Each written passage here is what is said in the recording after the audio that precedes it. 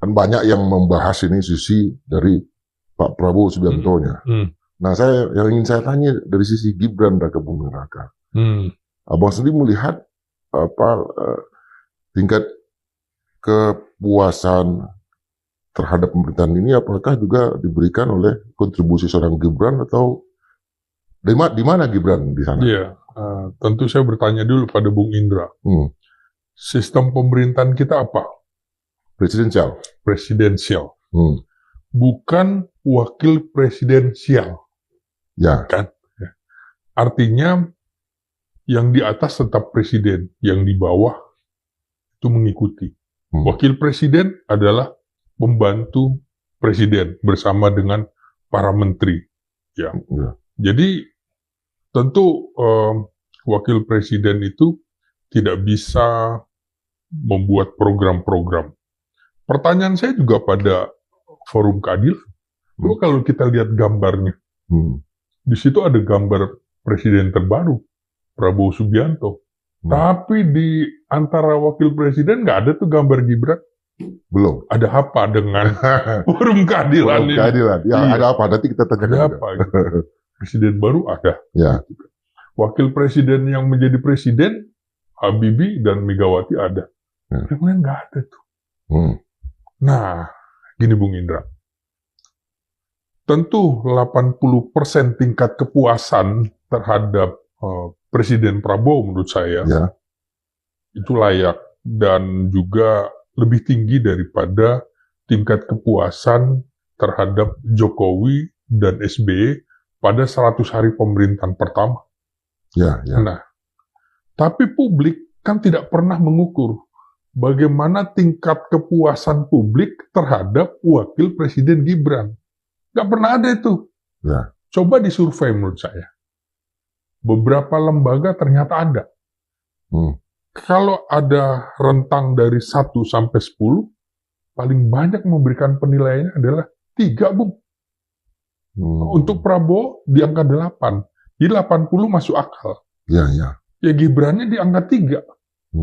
Bukan di angka 8. Nah, jadi kita harus melihat itu bahwa memang publik tidak peduli terhadap Gibran. Publik melihatnya Prabowo Subianto. Karena memang tidak ada yang bisa dilakukan oleh Gibran. Contoh, programnya, misalnya Lapor Mas Wapres, itu kan seolah-olah mengambil pekerjaan kementerian-kementerian, karena teknis. Misalnya jumlah penduduk Indonesia 280 juta jiwa. Kemudian itu dibatasi pengaduan tuh 1 hari 50 saja gitu. Maka kalau 10% saja penduduk Indonesia mengadu ke kantor Wapres, maka dibutuhkan sekitar 1000 tahun untuk bisa diproses. Dan 50 pun, Bung Indra, rata-rata cuma centang 1. Artinya betul-betul apa yang dilakukan Gibran sama dengan bapaknya. Artinya pencitraan doang. Centang 1 ini artinya nggak terdeliver ya? Iya, tidak terdeliver. Nah, jadi begini ya, misalnya ya, ini kan persoalannya sama dengan ketika bapaknya menyerahkan sertifikat tanah. Itu kan sebenarnya tugas kepala desa. Tugas lurah aja, bukan tugas presiden. Ini sama juga pengaduan. Apa dia bisa kemudian kalau terkait dengan kementerian-kementerian, misalnya pengaduan terhadap tindakan kepolisian, apa berani menegur Kapolri?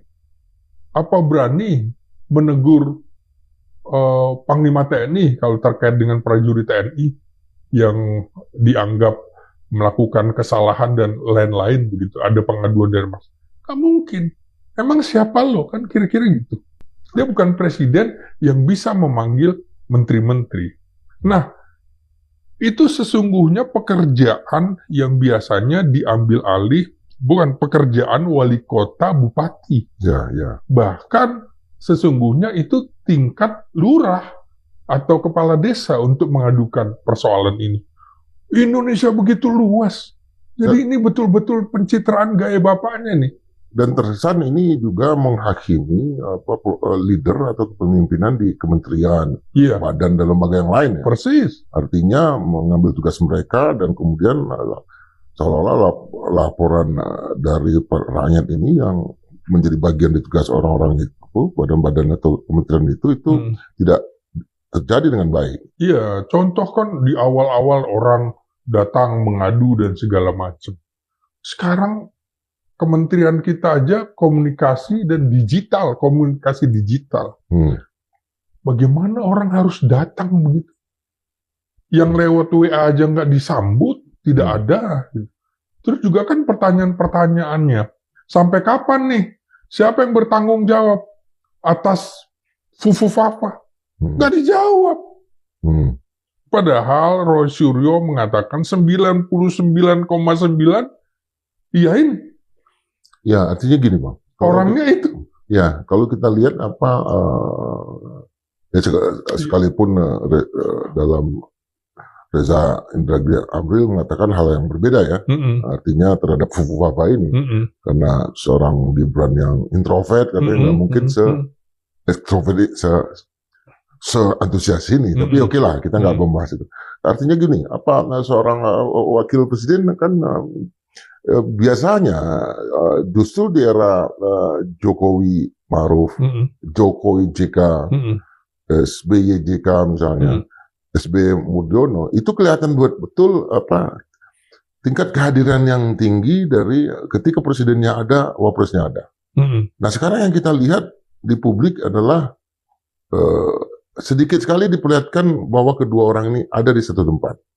Terkecuali misalnya ketika Pak Presiden ke luar negeri, kemudian dilepas, ada wakil presiden di Halim gitu kan. Itu kenapa tingkat kehadirannya begitu, kedua orang ini tidak banyak yang terjadi ketika era dua presiden sebelumnya dengan wakil presidennya. Iya, jadi menurut saya Gibran itu betul-betul boneka politiknya Jokowi. Jadi ini kelanjutan dari ambisi politiknya ingin 3 periode. Jadi lewat Gibran. Kalau kita lihat sesungguhnya, Bung, Gibran itu tidak ada ambisi kok. Jangankan jadi wapres, jadi wali kota juga enggak. Sama dengan Bobi Nasution. Sama dengan adiknya Kaisang jadi ketua umum partai PSI. Jadi nggak ada tanda-tanda ambisi anak-anak itu semuanya. Ini ambisi bapaknya. Jadi yang harus kita bedah juga ini isi kepala bapaknya. Kok bisa gitu loh. Anak-anak yang memang belum waktunya, kemudian dipaksa. Kita lihat juga, Bung. Cara-caranya betul-betul kok. Cara bapaknya misalnya bansos. Leading sektor bantuan sosial itu di Kementerian apa? Kementerian Sosial. Kementerian Sosial kan. Tapi ini lihat sekarang. Banyak banjir nih. Sebelumnya November. Oke lah, kalau secara simbolis dia kasih bantuan 2 atau 3. Ini dia bantu semuanya. Dia serahkan itu semua. Kalau gitu, pecat aja Menteri Sosialnya. Jadi aja dia Menteri Sosial. Ya kan? Begitu. Belum lagi kemudian di tasnya, goodie bag-nya itu kan tulis bantuan Wapres Gibran. Itu. Artinya ini kan sejak awal justru diberi panggung. Artinya tidak ada yang dilanggar sebetulnya. Seperti pembelaan terhadap bansosnya Pak Presiden dulu. Itu tidak ada yang dilanggar. Panggungnya diberikan. Iya, saya kira itu kan tidak etis secara politik. Karena dananya juga dari APBN. Anda periksa, Bung Indra. Tugas, pokok, dan fungsi wakil presiden. Ada nggak urusan bansos? Nggak ada. Ada nggak tupoksinya urusan pengaduan masyarakat? Nggak ada. Dia betul-betul ban serep kok. Tapi kelihatannya gerakannya ini itu dia sedang melakukan kampanye terselubung dari awal. Tidak ada dalam politik itu kebetulan. Itu skenario semuanya. Itu betul-betul skenario untuk merebut hati rakyat. Sampai sejauh ini kalau kita lihat dari kantor wakil presiden sendiri, dulu di eranya Ma'ruf Amin aja kalau kita mau lihat ya, kepala kantornya itu adalah orang yang kita kenal, Profesor Dr. Ahmad Yarani Yustika, artinya sosok yang qualified ya. Nah, deputi-deputinya apalagi di eranya Pak Yusuf Kala, deputi-deputinya antara lain itu kawan kita juga Bang Muhammad Ihsan, seorang ekonom, Dr. Muhammad Ihsan, ada Dewi Fortuna Anwar, dan segala macam. Artinya orang-orang yang dari kalangan akademisi intelektual. Nah, yang kita lihat sekarang di kantor Wapres itu kan sosok kayak seperti itu kan hilang, Bang. Iya. Apa yang Abang baca dari sana?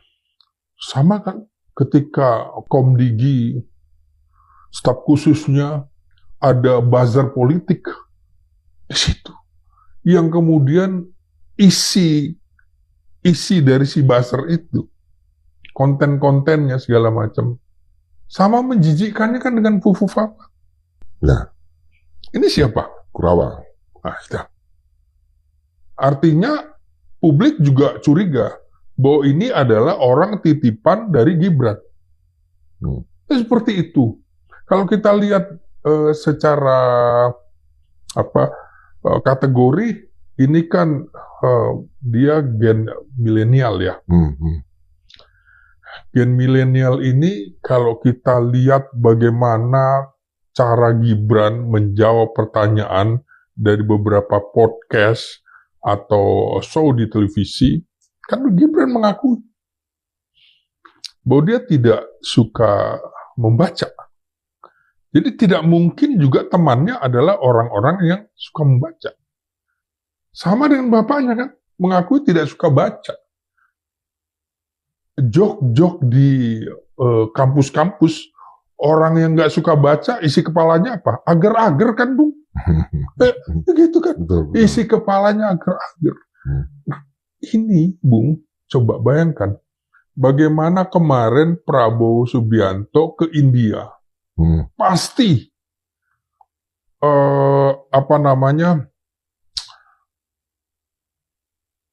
dia selalu masuk ke perpustakaan cari buku. Itu menunjukkan kapasitas orang haus akan ilmu. Kan ini enggak. Dalam sejarah 14 Wapres, baru sekali ini kita dapat Wapres yang tidak ada buku. Jadi, Bung, Tuhan memberikan anugerah kepada negara Libanon, seorang Khalil Gibran. Dan Tuhan menguji Indonesia dengan mengirim Gibran Raka Buming Raka. Ujian berat. Gak ada puisi dari kantor Wapres ya? Gak ada. Jauh bumi dengan langit. Artinya apa yang harus kita berikan ini kepada wakil presiden yang seperti ini? Oh, saya kira sebaiknya mengundurkan diri aja, Bung. Nggak memunculkan krisis politik ya?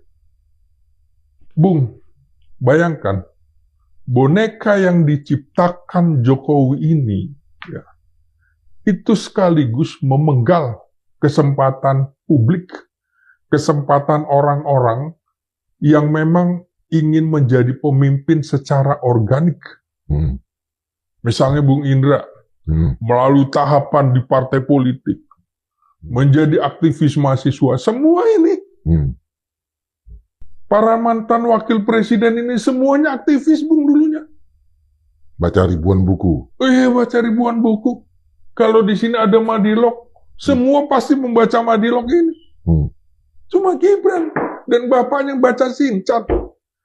Mau dibawa kemana Republik ini?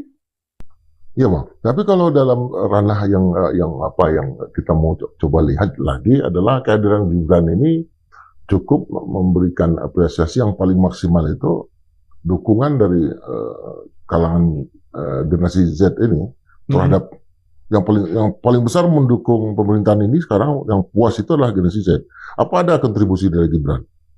Saya kira Bung, kalau kita lihat di kabinet pemerintahan ini, kan generasi milenial ini hanya diwakili oleh Gibran dan Menpora. Dito.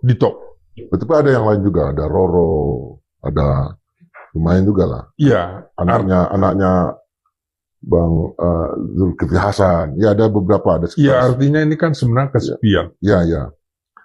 Generasi yang beda dengan generasi kita. Yang generasi X ya. Yang sangat tafu gitu kan. Dan mayoritas di pemerintahan itu memang generasi-generasi kita. Ya. Selain baby boomers yang lahir tahun 64, 63 dan seterusnya ke belakang. Ini orang-orang yang tough kemudian harus menghadapi seorang pemimpin model Gibran. Susah, Bu. Diberi nasihat susah. Dia nggak tahu bahwa dia kapasitasnya belum, nggak tahu juga. Tapi kan kita nggak bisa nyalahkan Gibran. Karena dia muncul akibat kreasi politik akal-akalannya bapaknya. Ini itu dicatat oleh sejarah demokrasi. Ada seorang wakil menteri, kawan saya, itu mengatakan bahwa belakangan ini katanya Gibran justru makin percaya diri. Dari mana itu munculnya kepercayaan diri itu? Kepercayaan diri gimana? Coba lihat pidato-pidatonya. Sambutan-sambutannya ada nggak?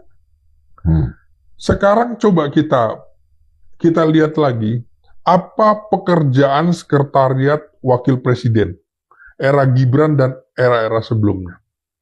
Lihat pidato-pidato wakil presiden, dari mulai Hatta sampai sekarang. Ya. Nggak ada. Kita lihat waktu MTQ Korpri ya, di Kalimantan itu, sambutan juga enggak. Nggak ada. Coba lihat Bung, Anda lihat ke kampus-kampus. Coba lihat gambarnya. Sekarang kampus-kampus kalau kita lihat, gambarnya gambar presiden aja. Oh, nggak ada sama sekali ya? Jarang, Bung. Lo di forum keadilan aja, nggak ada kok gambarnya. Ya, nanti kita Gibran, protes. Ada apa gitu? Ini agak mahal nih, Bang. Ini agak mahal nih memproduksinya, Bang. Gitu ya. Oke. Jadi menurut saya, memang itu artinya diberi angin ya bahwa gambar wakil presiden di institusi seperti universitas itu diberi angin sekarang ya untuk tidak ada ya. Nah, karena memang nggak ada perintah. Ya. Artinya tidak ada undang-undang. Ya. Tidak ada peraturan presiden, peraturan pemerintah nggak ada. Ya. Yang mengatur tentang pemasangan gambar. Jadi kalau Anda selami Bung ke kampus-kampus, mahasiswa juga nggak mau. Walaupun mahasiswa itu generasi milenial ya. Karena mereka juga merasa, ini orang siapa? Tidak pernah berani masuk kampus katanya. Tidak akan berani masuk kampus. Sama dengan kemudian mereka. Mereka bertanya kan, lapor Mas Wapres. Tunjukkan dong ijazah Wapres. Gak pernah ada jawabannya segala macam. Lain halnya Bung, kalau misalnya dia berangkat dari aktivis, dia ada kegiatan sebelumnya, di mana prestasinya, nggak ada. Wali kota, tahu sendiri, rekayasa politik yang itu akhirnya diakui oleh PDIP. Yang dulu dia bersikeras, enggak, ini pilihan rakyat. Sekarang baru sadar PDIP. Dengan bahkan mengubah aturan main. Iya. Di lingkungan PDI Perjuangan sendiri ya. Sama. Mengubah aturan main di partai dan mengubah aturan main di Mahkamah Konstitusi. Jadi, dan menurut saya, Bung Indra, kalau ini dibiarkan, ini akan menggerus pemerintahan Prabowo Subianto. Ini akan menjadi benalu, Bung. Apa indikatornya, Bang, nanti yang dipakai bahwa ini bisa menggerus pemerintahan Prabowo Subianto? Kalau Prabowo sedang keluar negeri, bagaimana dia akan memimpin rapat, Bung? Gak ngerti. Atau yang lebih ini dikit, kalau Prabowo sakit. Nah, pertanyaan saya, kalau Pak Prabowo sakit, bagaimana? Nah, ini yang ditakutkan masyarakat, kan? Ini yang ditakutkan publik. Karena secara konstitusional, ya, Wapres akan menggantikan presiden. Selama ini kita untuk memimpin rapat ketika sakit itu ya. Ini dulu ya. Iya, selama ini kita tidak pernah khawatir ketika Presiden Soekarno sedang keluar negeri, Wapres Muhammad Hatta mau mimpin. Ketika Presiden Soeharto keluar negeri, ada Sri Sultan Hamengkubuwono ke-9, ada Malik, ya. Ada Jenderal Umar Wirahadikusuma, ada Jenderal Sudarmono, ada Jenderal Trisutrisno, ada Profesor Habibie. Khawatir. Sama kan? Ketika Gus Dur keluar negeri, orang juga masih percaya pada Bega. Aktivis politik dari tingkat kota Jakarta. Gitu. Sama. Ketika Megawati didamping Hamzah, orang juga tahu kapasitasnya. Ini kan tokoh yang menguasai APBN, menguasai keuangan, begitu. Dan bulan bintang juga. Iya, sama. Semuanya juga begitu. Saat misalnya SBY keluar, ada JK, ya kan? SBY keluar, ada Profesor Budiono. Begitu semuanya. Sama dengan Jokowi. Ada JK, ada Ma'ruf Amin. Aktivis loh, Ma'ruf Amin. Dari muda, dari P3 terus. Semua udah punya jam terbang, Bung. Jam terbangnya tingkat nasional. Baru menduduki posisi. Bukan jam terbangnya tingkat kota langsung. Sesuatu yang instan akan berakhir dengan instan. Itu juga yang diperkirakan terhadap Gibran. Artinya, nggak bisakah dia dikasih jam terbang? Bung, nggak bisa kita coba-coba untuk memimpin negara yang jumlah penduduknya 280 juta jiwa, dan di tengah ancaman ekonomi negara yang secara dunia agak berat kita. Gibran bisa membantu dari sisi apa, saya tanya? Coba Anda jawab, Bung. Ya, kemampuannya untuk berfoto mungkin, energi dia untuk berkeliling, itu aja. Artinya itu semua orang bisa lakukan sebetulnya. Ya makanya. Gitu. Malah kalau perlu nggak perlu ada Wapres, kan? Seperti misalnya pada saat Muhammad Hatta mundur. Ya. Berapa tahun itu? Sejak tahun sekitar 59-60 sampai dengan 65, 5 tahun lebih. Tapi kan tetap dianggap bahwa ini duit tunggal. Sehingga Soekarno merasa nggak enak untuk mengganti Hatta, kan begitu. Tapi yang ini. Oke, kita geser nih sedikit, Bang. Ini tanggung jawab politik terbesar terhadap kehadiran seorang Gibran ini, kita kasih ke siapa untuk memperbaiki? Atau mengambil keputusan? Ya, saya kira menurut saya keluarga Jokowi seharusnya tobatan nasuha secara politik untuk kemudian meminta Gibran mundur, Bung. Itu akan dikenang dalam sejarah Republik ini. Wakil Presiden mundur karena memang tidak mampu. Kalau tidak, Bung, ini akan mengganggu stabilitas politik. Jadi, menurut saya, Jokowi itu nggak boleh diberi kesempatan. Begitu dia diberi kesempatan, Gibran dikasih kesempatan, langsung. Ternyata inginnya jadi orang RI2. Kan begitu semua. Jadi sudah tidak boleh lagi diberi kesempatan keluarga ini. Bahaya. Merusak demokrasi menurut saya. Kalau menurut konstitusi kan itu kan mengundurkan diri. Iya. Ya satu lagi dimundurkan. Iya. Dan yang ketiga meninggal dunia. Iya. Pilihannya sekarang yang paling Ya, artinya ada dua ini sebetulnya di dalam ranah politik, mengundurkan diri dan dimundurkan. Pilihan mengundurkan diri masih bisa diterima nggak? Begitu. Bisa nggak diterima oleh keluarga Jokowi? Lebih baik seperti itu, menyadari apalagi dunia internasional juga sudah menempatkan Jokowi sebagai salah satu tokoh korup di dunia. Itu nilai negatif yang tidak akan bisa ditip-ek lagi, Bu. Artinya kehadiran Jokowi di forum internasional menjadi sekjen PBB, menjadi masuk ke lembaga-lembaga internasional itu enggak nonsen sekarang. Saya kira itu mimpi yang terlalu tinggi, Bu.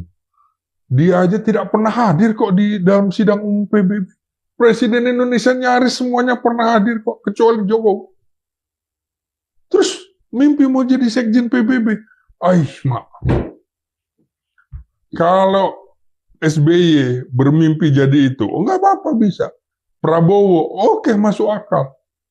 Habibie, masuk akal. Gus Dur segala macam ya, mereka adalah orang-orang yang punya nama di dunia internasional ya. Budiono bahkan ya, Pak JK juga ya. Semua memenuhi syarat, Bung. Kecuali Jokowi. Ya, artinya pilihan mengundurkan diri kan sangat subjektif. Kalau kita lihat juga pergerakan dari Pak Joko Widodo sendiri itu luar biasa. Setiap hari terima tamu, Bang. Oh iya. Apa yang Bang lihat dari itu? Apakah itu dukungan terhadap kehadiran Gibran atau artinya dia memainkan dua sayap ini? Bahwa orang mungkin nggak ingat bahwa Gibran adalah seorang wakil presiden, tapi orang ingat bahwa ini adalah mantan presiden. Bung, ini berarti kita membahas 100 hari pasca Jokowi tidak jadi presiden, ya, itu kan 100 maksudnya. hari tidak, gimana 100 hari Jokowi ini setelah tidak jadi presiden? Iya. Kemarin ya, bagaimana orang datang, dia open house di rumahnya, padahal tidak ada kegiatan semacam Lebaran, Idul Fitri, ya kan, atau Idul Adha, gitu kan. Ada Imlek ya. Jadi menurut saya itu bukan organik, Bu. Bukan kebetulan. Itu rekayasa. Artinya dia sudah bukan non-organik, tapi organik ya? Iya. Bukan non-organik, tapi ini organik. Artinya ini kombatan. Jadi memang ini direkayasa. Ya. Politik kan tidak ada yang kebetulan. Rekayasa supaya datang. Supaya dia tetap menjadi pusat pemberitaan. Ini tidak move on. Bahwa dia bukan presiden lagi. Tentu ini dia akan melihat supaya membackup Gibran. Jadi jangan melihat Gibrannya, tapi Gibran bin Jokowi itu. Sesungguhnya Jokowi yang duduk di posisi itu. Ambisinya untuk 3 periode ada di situ. Dan kabarnya kemarin juga informasinya ada Budi Aristiadi yang datang. Iya. Tetap datang ke Solo. Ya, selamat datang. Separuh kakinya udah di penjara, Bu. Jadi saya kira di dalam pemerintahan Prabowo Subianto, terutama 2 kali 100 hari ya, artinya 200 hari nanti, kita akan lihat akan banyak orang-orang Jokowi yang kemungkinan masuk penjara. Termasuk Budi Ari ini. Tersangka juga? Oh iya. Kan sudah diperiksa dan segala macam. Kita akan lihat nanti. Jangan-jangan itu tadi, mengadu kan. Ini kan juga memperburuk situasi di pemerintahan. Oh, ada loyalis ganda. Loyalitasnya kepada presiden yang lama. Kesempatan menurut saya pada Prabowo. Lebih baik nonaktifkan dia. Atau jangan tanggung-tanggung. Reshuffle. Anda tadi bicara survei, Bu. Dari 10 menteri yang kemudian dinilai buruk, rata-rata memang orang-orang lingkaran dari Presiden Jokowi. Ya. Manajemen komunikasi publiknya buruk, Bu. Bisa dilihat. Jangan-jangan seperti Bung Indra, jangan-jangan nangis itu. Budi Ari mengadu kepada Jokowi kan. Ya, kalau saya sih bacanya akun-akun anonim. Tapi akun-akun anonim ada dua kategori bagi saya. Ada akun anonim yang benar-benar buzzer, ada akun anonim itu benar-benar intel. Saya harus membaca dulu. Apa mereka menyampaikan informasi atau sebaliknya. Tetapi apa artinya dengan Jokowi tetap menjadi sentrum di sisi lain? Itu abang melihat dalam 100 hari apakah makin naik ininya pamornya atau menurun? Saya kira dengan sendirinya secara alamiah itu akan turun, Bu. Karena akan turun, maka dia bikin aktivitas-aktivitas terus. Misalnya touring, sepeda motor, dan segala macam. Dan nggak main-main ya? Ya. Sepeda motor yang dipakai juga nggak main-main. Iya. Mahal ya? Ya. Dan yang touring juga kelompoknya dari banyak juga. Coba. Jakarta kan? Ya. Contoh Pak Harto begitu selesai, udah. Presiden Soekarno, kurang besar apa? Selesai. Presiden Soeharto, Habibie juga sekalipun. Pak Harto paling mancing ya? Ya, seperti itu. Yang dulu SBY juga melukis, ya? Nyanyi, begitu-gitu kan? Tidak mengumpulkan massa. Ya. Ini kan mengumpulkan massa. Nah, menurut saya, ini juga tanda-tanda Jokowi akan terus melawan, Bu. Melawan? Melawan, merawat dan melawan? Iya. Karena ada ambisi. Ambisinya adalah menjadikan anaknya yang tidak layak itu untuk jadi presiden. Ini harus kita tentang, Bu. Silahkan kalau lewat jalur yang baik. Sekarang partai politik siapa yang mau? Golkar. Yang katanya MKGR. Enggak tuh. Enggak. Kosgoro. Enggak juga itu. Ya. Sampai sejauh ini belum. Iya. Saya kira situasi tidak mungkin. Jadi ya, orang kalau mau menjadi presiden, ya harus masuk partai politik. Lewat jalur partai politik, tidak. Karena didukung oleh satu partai politik atau gabungan partai politik. Jadi, betul-betul menurut saya, secara komunikasi politik, Gibran lemah. Nggak kuat. Upaya menaikkan citra model bapaknya lewat program-program populis, ini juga orang sudah hafal. Gaya lo pencitraan doang. Kan sama dengan lapor Mas Wapres. Sekarang udah nggak ada lagi. Gitu. Nggak mungkin lah.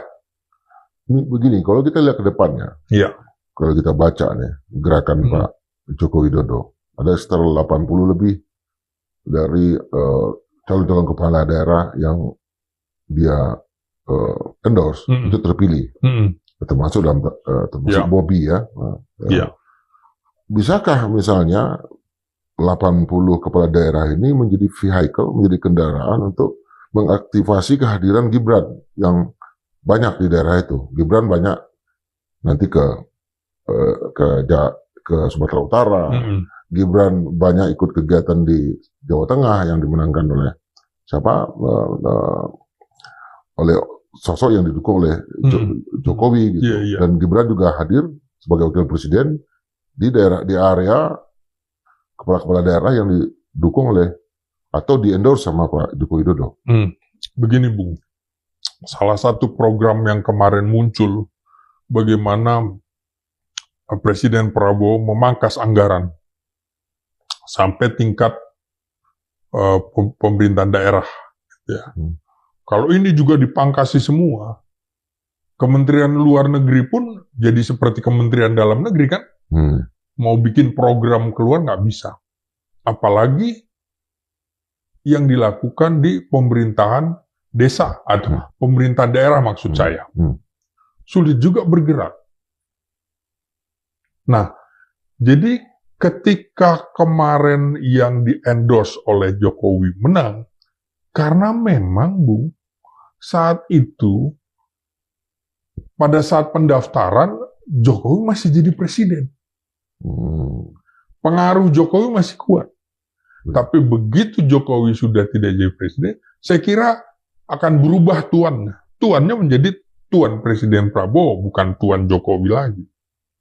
Artinya begini, dari sisi pemangkasan anggaran ini, berarti Pak Presiden Prabowo sudah melakukan preemptive action. Persis. Artinya dia lebih dulu tahu bahwa dengan pola pergerakan yang lebih lincah, dengan penggunaan anggaran untuk kunjungan ke daerah, kunjungan kerja segala macam, ini dengan dipotong, berarti kesempatan kepala daerah untuk bertemu dengan Gibran, atau Gibran ketemu dengan kepala daerah itu menjadi berkurang.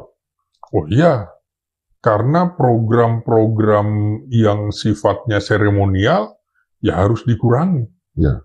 Ini kan ada temuan misalnya, 44 triliun anggaran buat ATK, alat tulis kantor, oleh kementerian dan lembaga. Kan harus dipangkas. Nggak ada lagi kan kementerian dan lembaga yang menuliskan. Nah, makanya itu harus dipenggal. Semuanya juga gitu. Coba lihat bagaimana misalnya Gubernur Jawa Barat, Gubernur terpilih Jawa Barat, Deddy Mulyadi. Dia bilang, nggak ada lagi tuh anggaran kendaraan segala macam. Dia mau tinggal di tempat-tempat di mana banyak masalah dan segala macam. Lalu kehadiran Wapres mengganggu. Ya contoh, bagaimana acara-acara Wapres di daerah, kemudian pembatalan acara-acara segala macam. Itu menunjukkan bahwa acara tidak bisa optimal. Publik berharap betul kan, bahwa ini mewakili Presiden Prabowo kan. Tapi untuk sambutan aja nggak bisa. Jadi lama-lama saya kira ya pemerintah daerah juga mau ngundang buat apa, ngabis-ngabisin biaya gitu loh.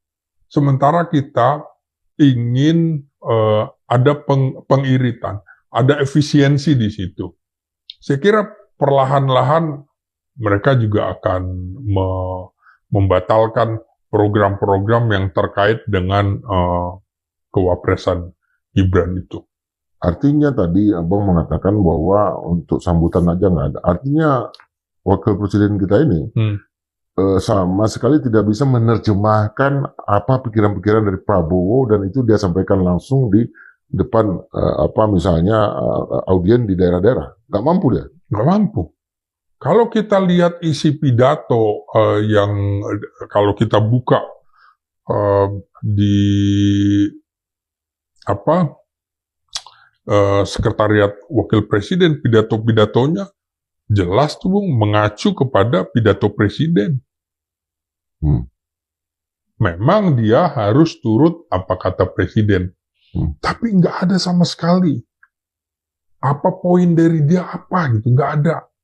Yang agak beda misalnya untuk anak-anak milenial. Ini program nih, misalnya program terkait dengan makan bergizi gratis, itu kan SMA ke bawah. Nah, misalnya dia bicara, untuk mahasiswa, mohon maaf belum ada, kita satu generasi, tapi belum ada. Itu aja dia nggak mampu menyerap untuk mengatakan hal seperti itu, nggak sanggup. Atau orang bisa bicara, Bung, karena ada isinya kan, karena banyak membaca, maka bisa speak up.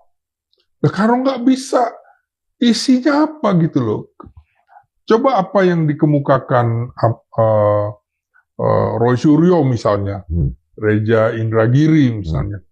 Apa sih anak-anak milenial ini orang yang ingin tahu banget kan? Nah, seharusnya itu ilmunya begitu berlebihan. Tapi apa yang di-browsing oleh Gibran itu? Seks. Iya, seperti itu. Isi kepalanya maka dikeluarkan. Mirip dengan apa yang muncul di Fufu Fafa. Yang begitu.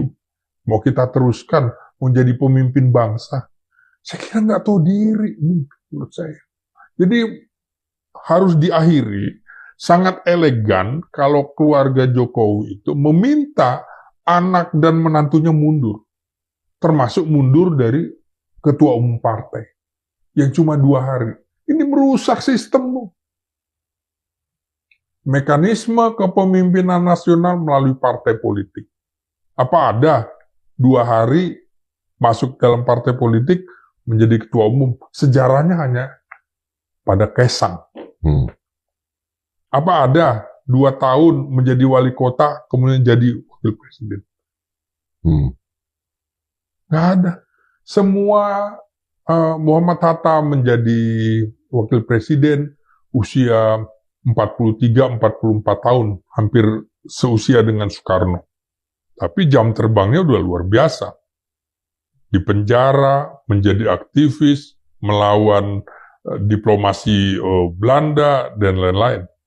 Ini belum 40, 35. Umur 35 Bung Indra ada di mana? Kita sedang betul-betul berjuang kan? Ya. Ini tiba-tiba udah di atas. Kalau saya udah 35 udah di puncak, Bang. Oh, sudah. Ya karena Bung Indra jadi aktivis di kampus kan, udah tercatat. Oh, Indra Jaya Piliang. Kita tahu. Lonely on the top. Karena banyak sekali pekerjaan. Ya, generasi kita itu termasuk yang meminta Pak Harto turun. Ya. Kan jelas. Tiba-tiba kosong di atas. Ya. Kita bisa manjat. Jadi generasi kita juga sekarang yang meminta Gibran turun. Oke. Ya kalau kita lihat sendiri kan dalam waktu 100 hari ini yang Abang lihat dari sisi Presiden Prabowo Subianto kan banyak sekali nih dipreteli nih. Katakanlah tupoksinya Wapres yang sebelumnya ada di kantor Wapres sebelumnya. Contoh, masalah penanggulangan kemiskinan itu ada di kantor Wapres sebelumnya. Kemudian masalah kerukunan, sekarang kepalanya adalah Budi Sujatmiko. Kemudian masalah kerukunan umat beragama. Itu sebelumnya ada di kantor Wapres, kemudian dikasih Gus Miftah. Belum ada penggantinya. Mudah-mudahan bukan Bang Slamet Ginting. Kerukunan umat beragama. Kemudian masalah penanganan Papua. Sekarang dibikin juga lembaga baru. Dikeluarkan fungsi-fungsi itu dari kantor kepresidenan. Masalah yang lain itu adalah ekonomi syariah. Tapi itu kan dikasih ke Tina Salisa malah, yang menjadi staf khusus Wapres. Itu makalah ekonomi syariah dulu kan adanya di kantor Wapres. Artinya dengan begitu banyak fungsi dari kantor wakil presiden ini yang dikeluarkan dari kantor itu, apa yang Abang bisa baca di sana? Ya, dengan sendirinya secara implisit orang mengakui bahwa itu adalah kemampuan Ma'ruf Amin. Ekonomi syariah. Dia mendapatkan penghormatan menjadi guru besar ekonomi syariah. Diakui kan. Kemudian bagaimana toleransi antar umat beragama. Dia mampu kok dari dulu. Itu kan yang dikeluarkan sampai kemudian pembahasan tentang Papua. Maka kalau kita lihat Jokowi memberikan tugas-tugas khusus kepada Kiai Haji Ma'ruf Amin, sang Profesor Ma'ruf Amin ini, maka Prabowo tidak memberikan itu kan kepada Gibran kan. Dan dibentuk badan baru. Iya. Artinya memang tidak ada kapabilitas untuk menangani persoalan-persoalan itu. Makanya dalam beberapa podcast kan saya juga mengatakan, ini pasti tugasnya terkait dengan tugas-tugas seremonial. Gunting pita, pukul gong, pecahkan kendi, lempar burung ke udara, balon ke udara, apalagi star olahraga, segala macam. Cuma itu. Dan negara itu harus membayar mahal orang seperti ini. Katanya kita ingin efisiensi. Yang terbaru itu kan adalah pernyataan akan diberikannya amnesti terhadap para pelaku kriminal yang berasal dari KKB atau dari OPM oleh Presiden Prabowo Subianto. Artinya kalau fungsi masalah Papua ini masih ada di kantor Wapres, mestinya pernyataan itu muncul dari Wakil Presiden, bukan dari Presiden kan? Ya, saya kira terlalu berat, Bung, kalau dia berbicara masalah kedaulatan negara. Apalagi ancaman separatisme di sana. Atau politik separatisme. Nggak sampai. Makanya diambil alih oleh yang lain. Jadi sesungguhnya RI2 ini siapa? Kalau ada RI2, jangan-jangan ada RI 1,5 ini, Bung. Karena kalau kita lihat RI2-nya seperti ini. Ada RI 1/4, RI 1,5, RI 3/4. RI2-nya nggak terpakai. Jadi kalau dulu Bung Indra turut menjadi bagian yang meminta Pak Harto turun, saya kira generasi-generasi kita sekarang juga sedang berpikir meminta Jokowi dan keluarganya turun dari panggung politik. Secara damai dan beradab. Secara damai. Kalau tidak, akan ada gelombang massa dan ini mengerikan. Karena kita belum melihat krisis ya di pemerintahan ini ya. Kalau terjadi krisis, saya mau lihat ya, Pak. Apabila terjadi krisis ini, dan tidak mungkin tidak ada krisis. Dalam satu pemerintahan 5 tahun kan. Itu titik serangnya, salah satu titik lemahnya berarti kantor Wakil Presiden. Iya, Bung. Pencanangan pertumbuhan ekonomi yang dikemukakan oleh Prabowo 8%, menurut saya sangat-sangat ambisius dan sulit tercapai. Ya. Dalam sejarah reformasi, pertumbuhan ekonomi tertinggi adalah 6,3% di era SBY, Presiden SBY tahun 2007. Jokowi yang katanya pertumbuhan ekonomi targetnya meroket, nyungsep, Bung. Di 5% tidak naik-naik. Target 7% nggak bisa. Nah, Bank Dunia, Bank Asia, Organisasi Moneter Internasional juga memperkirakan Indonesia paling tinggi hanya bisa mencapai 5,2 atau 5,3%. Oke? Sekarang ada Presiden Donald Trump yang menggertak Indonesia juga karena Indonesia masuk aliansi global BRICS. Itu juga bisa menyulitkan posisi Indonesia dari sisi ekonomi. Ini kan pemain saham dunia ini, Bung. Ya, betul. Nah, dampak dari PR buruknya pemerintahan Jokowi sekarang masih terasa, Bung.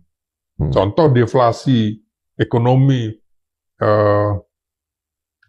sampai selama 5 bulan dari Mei sampai September 2024 di ujung pemerintahan Jokowi mengakibatkan 80.000 orang kehilangan lapangan kerja karena Jokowi tidak mampu membendung barang-barang impor dari luar. Ya. Prabowo kena getahnya. Termasuk singkong sekarang. Termasuk singkong. Semua. Sampai urusan sepatu nih, Bung, kan? Impor. Ya, sepatu sejak dulu. Iya. Tapi singkong. Iya. Kita produsen singkong. Iya. Jadi menurut saya, kemarahannya nantinya akan dicurahkan kepada Jokowi. Ini gara-gara lo 10 tahun. Artinya itu akan mengarah ke kantor Wapres juga. Loh iya, simbol. Karena orang melihatnya, Jokowi 3 periode ini diwakilinya ini. Karena dia tidak bisa, nah ambisinya apapun caranya dilakukan, masih bagian dari keluarganya, ada di kantor, di istana presiden, kepresidenan. Termasuk Wapres kan bagian dari istana kepresidenan. Ketika Pak Jokowi membuka rumahnya untuk Imlek kemarin, rumah baru yang ingin dia bangun, yaitu IKN, itu banjir. Bandara VVIP-nya. Padahal disebutkan sebelumnya itu nggak akan ada air yang bisa mengalir ke sana. Apa abang bisa lihat?